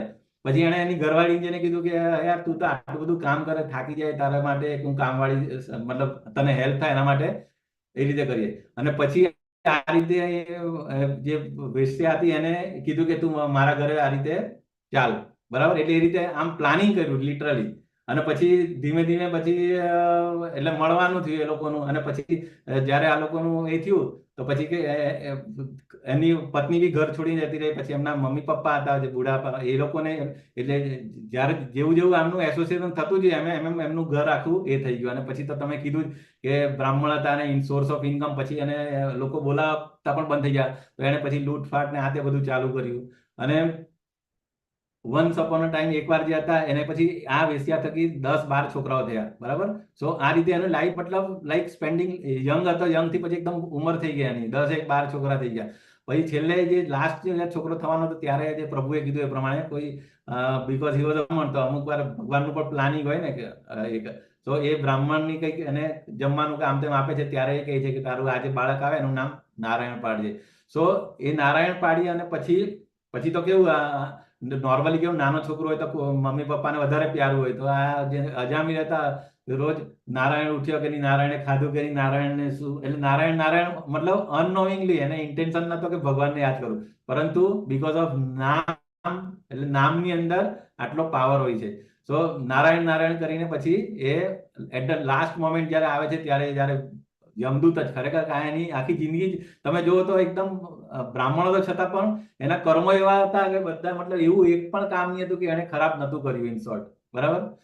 એના વાઈફ હતા જે એકદમ એ પણ ઘર છોડીને એમને મોકલી આપેલા, મમ્મી પપ્પા જતા રહ્યા હતા, અને આટલા બધા આ રીતે ઇન્ટેલિજન્ટ લૂંટફાટ ચોરી બધું કરેલું. સો ડેફિનેટલી યમદૂત જ આવે લેવા માટે. પરંતુ એ ટાઈમે એને એના છોકરાને બોલાવવા માટે નારાયણ બોલ્યું. જેવું નારાયણ બોલ્યું એટલે તરત વિષ્ણુદૂત પ્રગટ થયા, બરાબર. ભગવાન તરત પછી યમદૂતો જોઈને એને બીક લાગી ને એટલે નારાયણ બચાવ એમ કરતો હતો. યસ. અને પછી એ લોકો યમદૂત અને વિષ્ણુદૂત બે વચ્ચેનું જે ડિસ્કશન છે ને ભાગવતમની અંદર બહુ ડિટેલમાં આપ્યું છે કે ભાઈ આ તો નારાયણનો ભક્ત છે, તમારા સ્કોપમાં નથી આવતું, આ તમારા વર્ક અંડરમાં નથી આવતું, તમે જાઓ અહીંથી. તો કે એવું કેવી રીતે હોઈ શકે, ના. તો પછી એટલે અને પછી વિષ્ણુદૂત એટલે પેલા યમદૂત તો જતા રહે છે. બંને દૂતો વચ્ચે યુદ્ધ થાય છે ને પ્રભુજી? ના. વિષ્ણુદૂતો અને યમદૂતો વચ્ચે યુદ્ધ થાય છે એવું છે કઈ? ના, દૂતો યમરાજા જોડે જાય છે એટલે યમરાજાને બધી વાત કરે છે. એટલે યમરાજા કહે છે કે વિષ્ણુ દૂતો આવ્યા પછી તમે શું કરવા, વિષ્ણુનો જ એમ કે એને લેવા આવશે એવું કહે છે. આમાં એવું હોય કે પછી એટલે એ લોકોને બી નથી ખબર હતી. એટલે પછી એ યમરાજ પાસે જાય છે કે ભાઈ આ તો આજે આવો કેસ થયો, અમે તો લેવા ગયેલા અને એ તો એકદમ પાપી માણસ છે કે એને લેવા ગયા ત્યાં આવી રીતે 400 યમદૂતો વિષ્ણુદૂત કરીને અમે તો પહેલી વાર જોયા કે યમદૂતો અને વિષ્ણુદૂતોનું મિલન ક્યારે થાય. પણ આ બીકોઝ ઓફ આને એ બે વચ્ચે ડિસ્કશન એટલે એમને એ પોઈન્ટ પછી ત્યારે તમે કીધું કે ના ના તમે ખોટી જગ્યાએ પહોંચી ગયા, અને પછી ત્યારે એમને કીધું કે જ્યાં પણ આવું હોય તો ત્યારે પછી યમદૂતોને ત્યારે ખબર પડી કે આ રીતે જ્યાં, પછી એમણે કીધું કે જેના ગળામાં તુલસી માળા હોય, કંઠા, એ મતલબ જે વિષ્ણુના ભક્ત હોય અને જે ભગવાનનું નામ લેતા હોય વિષ્ણુનું પર્ટિક્યુલરલી, એ તમારા વર્કની અંદર તમારા સ્કોપમાં આવતું નહીં, તમારે ત્યાં ફરકવાનું નહીં, એવું ત્યારે કહે છે. તો અને આ બધું ડિસ્કશન છે ને અજામિલ સાંભળે છે. ઓકે, અને પછી એ જયારે એટલે પછી તો એટલે મૃત્યુ પામતો નથી, પછી એને જેવું બધું કોન્શિયસનેસ જયારે જાગે ત્યારે એને એમ થાય કે યાર આ તો મેં મારું જીવન કેવી રીતે જીવું, અને પછી એને એઝ અ પશ્ચાતાપ તરીકે વારાણસી કે હરિદ્વાર જાય છે, અને ત્યાં પછી એ બધું મતલબ પાયસ એક્ટિવિટી થોડું એ કરે છે, બરાબર, ભગવાનનું નામ ને તે બધું લે, અને પછી એને એ પણ થાય છે, પછી એના વૃદ્ધ મા બાપ અને પત્નીને બધું પણ લઈ આવે, એટલે એને બેઝિકલી સેકન્ડ ચાન્સ મળેલો. એટલે એ જે શિલા પ્રભુપાદની એમાં એક બુક પણ છે નાને એમથી અજામિલ વિશે, તો સેકન્ડ ચાન્સ, પણ સેકન્ડ ચાન્સ બધાના લાઈફમાં હોતો નથી.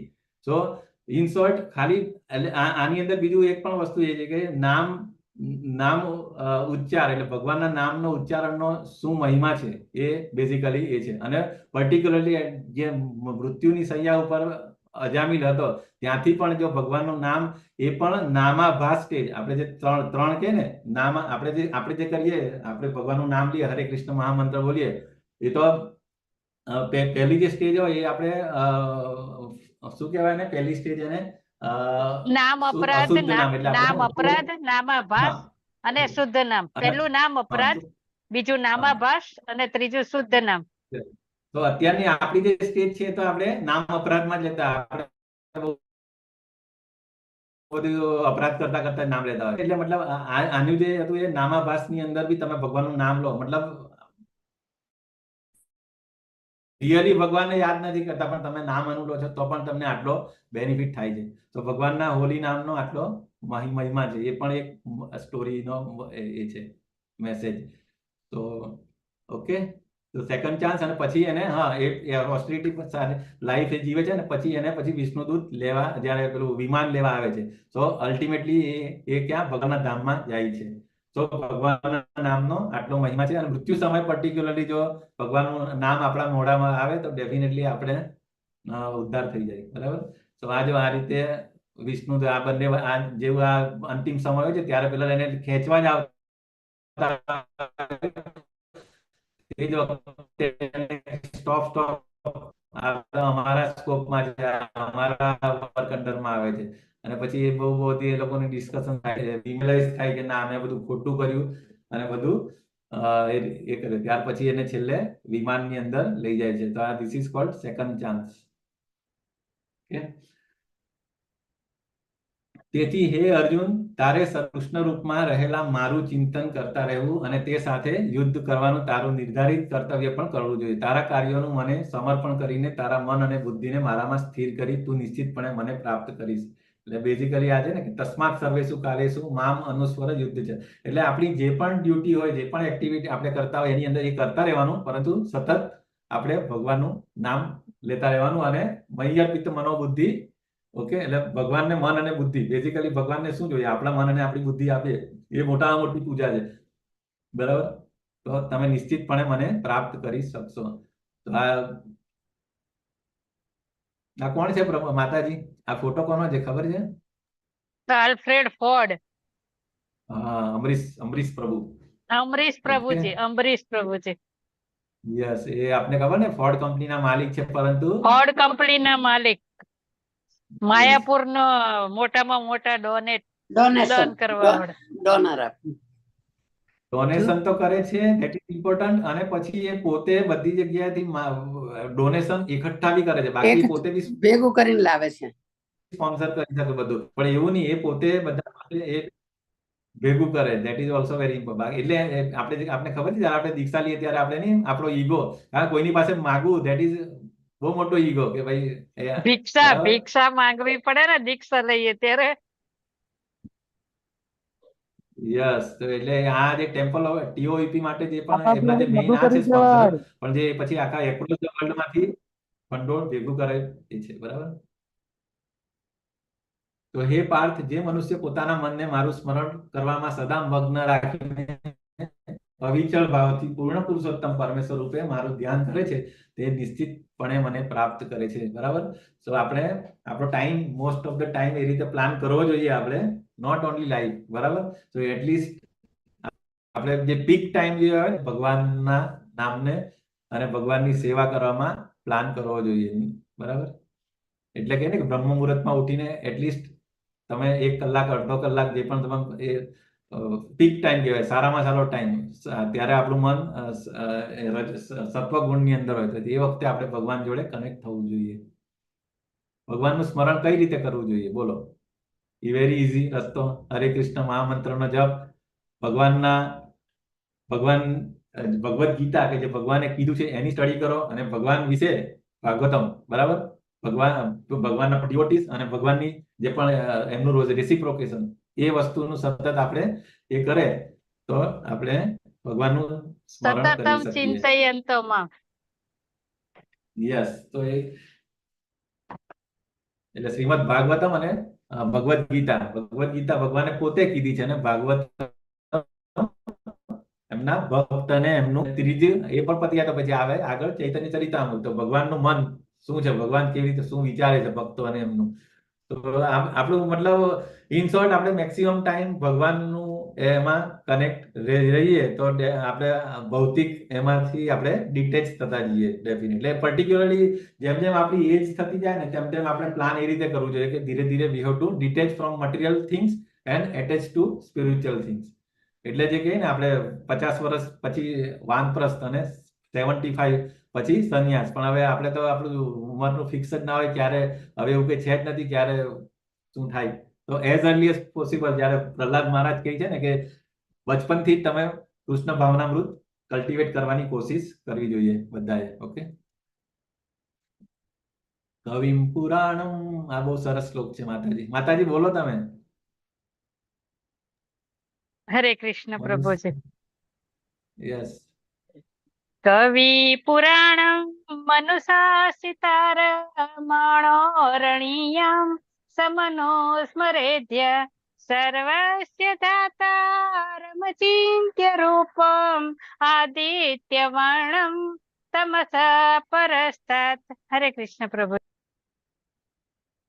બરાબર. એટલે ભગવાનને કેવી રીતે આપણે યાદ કરીએ તો મનુષ્ય પરમ પુરુષનું ધ્યાન, સર્વજ્ઞ પુરાતન નિયંતા, લઘુત્તરમાંથી પણ લઘુત્તમ, સર્વના પાલન કરતા, સમસ્ત ભૌતિક કલ્પનાથી પર, અચિંત્ય તથા જેવો હંમેશા એક વ્યક્તિ છે. બરાબર. એ રીતે કરવું જોઈએ. જેવો સૂર્ય સમાન તેજસ્વી છે, દિવ્ય છે અને આ ભૌતિક પ્રકૃતિથી પર છે. સો ભગવાન એ પુરુષ છે, ઇઝ અ પુરુષ, સુપ્રીમ પર્સનાલિટી ઓફ ગોડહેડ. બરાબર. અને ભગવાનની આ બધી કેરેક્ટરિસ્ટિક છે કે સૂર્ય સમાન તેજસ્વી છે, પછી નાનામાંથી નાના છે, દૂરથી દૂર, નજીકથી નજીક, અને કલ્પના અચિંત્ય, એટલે આ એક વ્યક્તિ છે. તો એ રીતે આપણે મેડિટેશન કરી શકીએ. બરાબર. પછી હે પૃથાપુત્ર અર્જુન, જે મનુષ્ય અનન્ય ભાવે નિરંતર મારું સ્મરણ કરતો રહે છે અને તેને માટે હું સુલભ રહું છું, કારણ કે તે મારી ભક્તિમય સેવામાં નિરંતર પ્રવૃત્ત રહે છે. બરાબર. હવે ઇમ્પોર્ટન્ટ વસ્તુ આપણે ખબર જ છે બધી, આગળના ચેપ્ટરમાં પણ આપણે ભૌતિક વિશ્વ અને આધ્યાત્મિક વિશ્વ વચ્ચે શું તફાવત છે? હરે કૃષ્ણ. ભૌતિક વિશ્વ અને આધ્યાત્મિક વિશ્વ આપણે જોયું હતું ને ગોલોકા ચાર્ટનું જયારે ડિસ્કશન કર્યું ત્યારે. ભૌતિક વિશ્વ કેવું છે? દુઃખાલયમ અશાશ્વતમ. જ્યારે આધ્યાત્મિક વિશ્વની અંદર કોઈ જન્મ મૃત્યુ જરા વ્યાધિ હોતા નથી, અને ત્યાં આગળ કોઈ ટેન્શન હોતું નથી. ત્યાં કઈ ખાવા પીવાની ચિંતા નહીં, નોકરી ધંધો કરવાની, ફક્ત એક જ કામ, ભગવાનની સેવા કરવું. બરાબર. પછી બીજું જન્મ જરા મૃત્યુ હોય છે, જન્મ જરા મૃત્યુ નથી ત્યાં. એ બરાબર. યસ, એ આવી ગયું. ત્યારે આધ્યાત્મિકમાં નથી હોતું.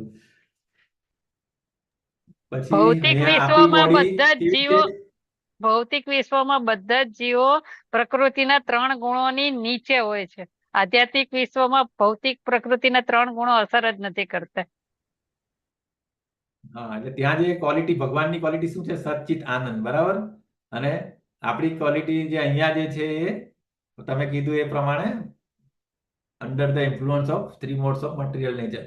એટલે આપણે બધા એ ધામમાં જઈએ તો ભગવાન જેવા જ એ થઈ જાય ને, મતલબ એમની બોડી એમના જેવી હોય તો ત્યાં આગળ એટલા માટે બેઝિકલી જન્મ મૃત્યુ જરા વ્યાધિ ત્યાં નથી હોતી, બરાબર? તો બાકી બીજું કઈ શરીર અહીંયા આપણે eternal ભૌતિક વિશ્વમાં શરીર અને આત્મા વચ્ચે ફરક હોય છે, આધ્યાત્મિક વિશ્વમાં શરીર અને આત્મા બંને એક જ હોય છે. સૂર્યચંદ્રનો પ્રકાશની જરૂર નથી પ્રભુજી. સૂર્યચંદ્ર પ્રકાશની જરૂર નથી. યસ, આધ્યાત્મિક જગત જે છે એ સેલ્ફ ઇલ્યુમિનેટેડ છે, જ્યારે અહીંયા ગાડી સ્વયં પ્રકાશિત છે. સ્વયં પ્રકાશિત છે, જ્યારે અહીંયા ગાડી આપણને લાઈટ એ જોઈએ, સૂર્યચંદ્ર જોઈએ, બરાબર છે, વેરી નાઇસ. પછી હરે કૃષ્ણ પ્રભુજી. અહીં ત્રણે આદિ ભૌતિક, આદિ દૈવિક અને આદિ આધ્યાત્મિક, ત્યાં દુઃખો નથી. એટલે ત્રિવિધ તાપ અહીંયા ભૌતિક જગતની અંદર છે, જ્યારે આધ્યાત્મિકમાં કોઈ તકલીફ જ નથી, એટલે ખાવા પીવાનું જ ના હોય એટલે કોઈ તકલીફ જ નહીં ને. અને બીજા કોઈ ત્યાં બધા અહીંયા એકબીજાના ટાંટિયા ખેંચતા હોય, બરાબર? ભૌતિક જગતની અંદર શું હોય, ક્યારે કોઈ કોકની પાસે કઈ સારી વસ્તુ હોય, ક્વોલિટી હોય તો તરત બીજા એના એ કરે. જ્યારે આધ્યાત્મિક જગતની અંદર બધા એકબીજાને એપ્રિસિએટ કરતા હોય, ત્યાં આ રીતે ગળાકાપ સ્પર્ધા નથી હોતી, ત્યાં ભગવાનની સેવા કરવામાં બધાને ઇન્ટરેસ્ટ હોય છે. એટલે આ બી એક વેરી ઇમ્પોર્ટન્ટ તફાવત છે. Very nice. ત્યાં ગયા પછી પાછું આવવાનું રહેતું નથી. યદ ગત્વા નાની વર્તન છે. હા, અહીંયા ગાડી તમારે કન્ટિન્યુઅસ એક પેલું કે ને કીડીથી લઈને બ્રહ્મા સુધી તમે જન્મ મૃત્યુ જરા હતી અને તમે ઉપર નીચે થયા જ રાખો. જ્યારે ત્યાં ગયા પછી તમારે પાછું અહીંયા આવવું પડતું નથી. Very nice. તો આ બધા તફાવત છે. મામુપેત્ય પુનર્જન્મ દુઃખાલયમ અશાશ્વતમ ન આપનુવંતિ મહાત્માન સમસિદ્ધિ પરમામ ગતે. તો મને પ્રાપ્ત કર્યા પછી મહાત્માજનો કે જેઓ ભક્તિ યોગી છે તેઓ દુઃખમય આ ક્ષણભંગુર જગતમાં કદાપી પાછા આવતા નથી, બરાબર? Very nice. આ બ્રહ્મ ભુવાન લોકાન પુનરાવર્તિનો અર્જુન મામુપેત્ય તુ કૌંતેય પુનર્જન્મ ન વિદ્યતે. પ્રભુએ હમણાં કીધું ને કે ત્યાં ગયા પછી પાછું અહીંયા પુનર્જન્મ કદાપી પામતો નથી ભૌતિક જગત. હા, હવે અહીંયા ગાડી વેરી ઇમ્પોર્ટન્ટ કે જ્યારે વારંવાર બ્રહ્માનો દિવસ ઉદય પામે છે ત્યારે બધા જીવો પ્રગટ થાય છે અને બ્રહ્માની રાત શરૂ થતા બધા જીવો અસહાયપણે નાશ પામે છે. આપણે પેલા એમાં જોયું હતું ટાઈમ સ્કેલ જયારે આપણે જોયા હતા તેમાં બધું હતું ને કે એક મિની પ્રલય હોય છે, જ્યારે બ્રહ્માનો દિવસ પતે અને રાત થાય એટલે બધા એ થાય અને પાછું જયારે દિવસ ઉગે એટલે પાછા આવી જાય, બરાબર? તો આ મિની પ્રલય હોય છે અને જયારે લાસ્ટ બ્રહ્માજીનો જયારે લાઈફ પૂરી થઈ જાય ત્યારે મહાપ્રલય બધા મહાવિષ્ણુના શરીરમાં પ્રવેશી જાય છે. તો અહીંયા ભૂતવા પ્રલિયતે એટલે વારંવાર તમારે પ્રગટ થવું પડે છે. પરંતુ પ્રભુએ કીધું એ પ્રમાણે આધ્યાત્મિક જગતમાં ગયા પછી તમારે આ બધી વસ્તુમાંથી મુક્તિ મળી જાય છે. તમારે ઓલવેઝ એટર્નલ ભગવાનની સેવા કરવાનો મોકો મળે છે. આ સિવાય એક અવ્યક્ત પ્રકૃતિ છે જે શાશ્વત છે અને આ વ્યક્ત નથી, વ્યક્ત તથા અવ્યક્ત પદાર્થથી પર છે. તે સર્વોપરી અને કદાપી નષ્ટ ન થનારી, જ્યારે આ જગતમાંનું બધું જ નાશ પામે છે, બરાબર? એટલે કે ભૌતિક જગત જે છે એ બધું આ રીતે થતું જાય, નાશ થાય અને પાછું આવે એ રીતે. જ્યારે આધ્યાત્મિક જગત જે છે એ અવ્યક્ત મતલબ ડિસ્ટ્રોય થતું નથી. એમ છે એમ જ એ ભાગ રહી છે. જેને વેદાંતિ અપ્રકાશ તથા અવિનાશી કહે છે, જે પરમ ગતિ કહેવાય છે, જેને પ્રાપ્ત કર્યા પછી કોઈને ત્યાંથી પાછું આવવું પડતું નથી, તે મારું પરમધામ છે. જે ગોલોકા વૈકુંઠ લોક જે છે આધ્યાત્મિક જગત બેઝિકલી એ ત્યાંથી પાછું આવવું પડતું નથી. આ ગોલોકા ચાર્ટ જે આપણે ઓલરેડી ડિસ્કસ કરી લીધો. ભગવાનનું ધામ આ રીતે હોય છે. બધા અલગ અલગ રસની અંદર ભગવાનની સેવા કરવાની હોય છે, 5, બરાબર? શાંત રસ, દાસ્ય રસ, પછી સાખ્ય રસ, વાત્સલ્ય રસ અને માધુર્ય રસ. તો બધા 5 ફોર્મમાં. અને આ જે ઇમ્પોર્ટન્ટ વસ્તુ છે ને મુકુંદ માલા સ્તોત્ર, કે આપણે કહીએ કે મોરલ ઓફ આ ચેપ્ટર એ હતું કે આપણે અંતિમ સમયે ભગવાનને યાદ કરવું. હવે અંતિમ સમયે આપણો કેવી પરિસ્થિતિ હોય તો અહીંયા રાજા કુલશેખરની પ્રાર્થનાઓ છે બેઝિકલી. એમણે એવી પ્રાર્થના કરી હતી કે હે ભગવાન કૃષ્ણ, મારા મનરૂપી રાજહંસને આપના ચરણ કમળ રૂપી કમળની દાંડીઓની જાળમાં અત્યારે જ પ્રવેશવા દો, કે જ્યારે આઈ એમ હેલ્ધી, મારી બધી ઇન્દ્રિયો સક્ષમ છે, હું તમારામાં મેડિટેટ કરી શકું, તે વખતે મારું મૃત્યુ આવે તો પછી હું તમને યાદ કરી શકું. અત્યારે જ, કારણ કે મૃત્યુ જ્યારે વાત પિત્ત અને કફથી રૂધાઈ ગયો હશે ત્યારે મારા માટે આપનું સ્મરણ કરવાનું કેવી રીતે શક્ય બનશે? તો આ કિંગ કુલશેખરે પ્રે એ રીતે કર્યું હતું. બરાબર, આપણે ખબર છે કે હંસ ઓલવેઝ કમળ ની સાથે, મતલબ કમળ જોડે રહે. તો આ એક એનાલોજી એ રીતે છે કે આપણું મન જે છે એ મનરૂપી રાજહંસ અને ભગવાનના ચરણ કમળ. સો આપણે ભગવાનના ચરણ કમળનું મેડિટેશન ક્યારે કરવાનું? કે જ્યારે આપણે એકદમ હેલ્ધી હોય ત્યારે, અને તે વખતે જો મૃત્યુ આવે એના માટે આ કુલશેખર ભગવાનને પ્રે કરે છે કે મારું મૃત્યુ અત્યારે જ આવી જવા દો એમ. બરાબર, શું ખાતરી છે કે આ વિશ્વ દુખાલય છે કે સુખાલય છે? તો આપણને ડેલી દેખાય જ છે ને, આપણે બરાબર અનુભવીએ છીએ. વેદેષુ યજ્ઞેષુ તપસુ ચૈવ દાનેષુ યત પુણ્ય ફલમ પ્રદિષ્ટમ અત્યેતિ તત્સર્વમિદં વિદિત્વા યોગી પરમ સ્થાનમ ઉપૈતિ ચાદ્યમ. એનો મિનિંગ એ છે કે જે મનુષ્ય ભક્તિમય સેવાના માર્ગનો સ્વીકાર કરે છે તે વેદાધ્યયન, યજ્ઞ, તપ, દાન કરવાથી તથા તાત્વિક કે સકામ કર્મ કરવાથી પ્રાપ્ત થનારા ફળોથી વંચિત રહેતો નથી. એટલે કે જે ફળ આપણને યજ્ઞ, દાન, તપ, વેદાધ્યયન કરવાથી મળે એ બધા ફળ આપણને ભક્તિમય સેવાનો માર્ગ સ્વીકારેલો તો ઓટોમેટિક જ મળી જાય છે. એના માટે અલગથી કંઈ કરવાની જરૂર રહેતી નથી.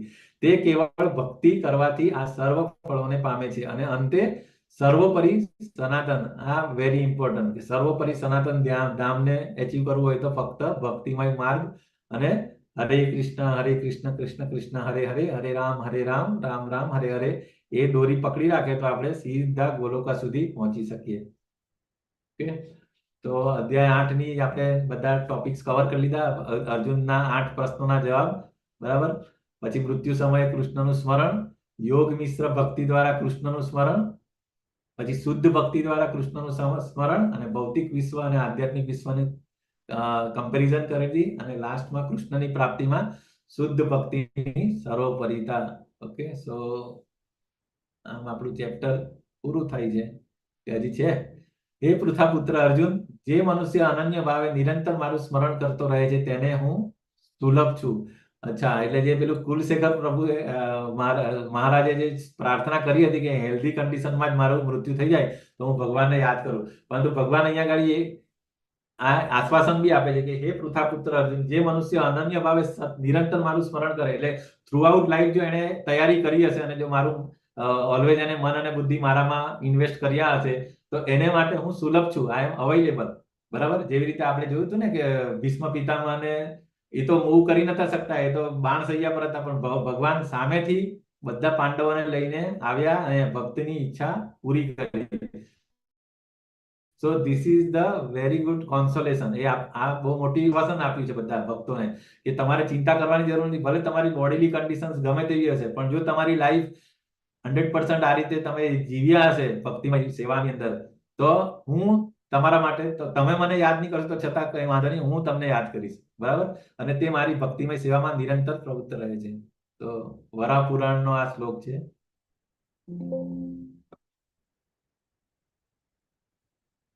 વરાહ પુરાણના શ્લોક દ્વારા એમ કહેવામાં આવ્યું છે